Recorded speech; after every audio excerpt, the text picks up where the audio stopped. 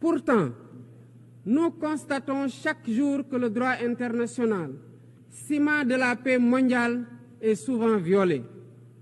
Des résolutions adoptées par cette Assemblée sont ignorées. En tolérant ces violences répétées, nous foulons aux pieds les principes de la Charte des Nations Unies et sapons les fondements même de cette maison de la paix.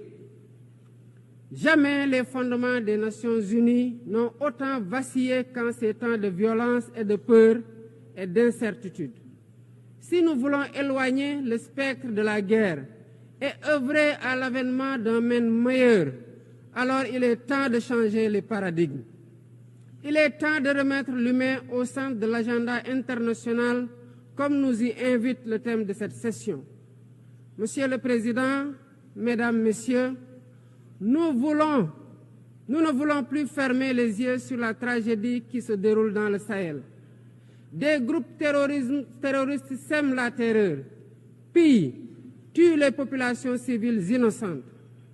Cette région, autrefois stable, est désormais en proie à une violence quotidienne, tandis que les Nations Unies, particulièrement le Conseil de sécurité, restent trop souvent inertes. De même, nous ne pouvons pas accepter que le Sahel devienne le théâtre de rivalités de puissances étrangères dont les affrontements ne font qu'aggraver la déstabilisation de la région. Je dois rappeler ici que la paix et la sécurité de l'Afrique sont indissociables de la paix mondiale. Il est impératif que le Conseil de sécurité remplisse pleinement son rôle de garant de la stabilité internationale. J'exprime à nouveau la préoccupation du Sénégal face à la situation tragique qui perdure en Palestine. Des générations entières y ont grandi sous l'ombre de l'oppression, privées de leur droit fondamental à un État viable. Le Sénégal, en tant que président du Comité pour l'exercice des droits inaliénables du peuple palestinien, appelle à un cessez-le-feu immédiat et durable.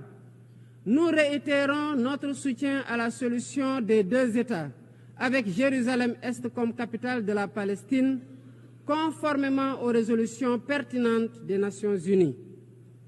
Cette guerre qui n'épargne ni femmes, ni enfants, ni infrastructures vitales est une plaie ouverte sur la conscience internationale. Il est impératif que le droit international humanitaire soit rétabli dans toutes les zones de conflit et que les Nations Unies jouent pleinement leur rôle de médiateur et de garant de la paix.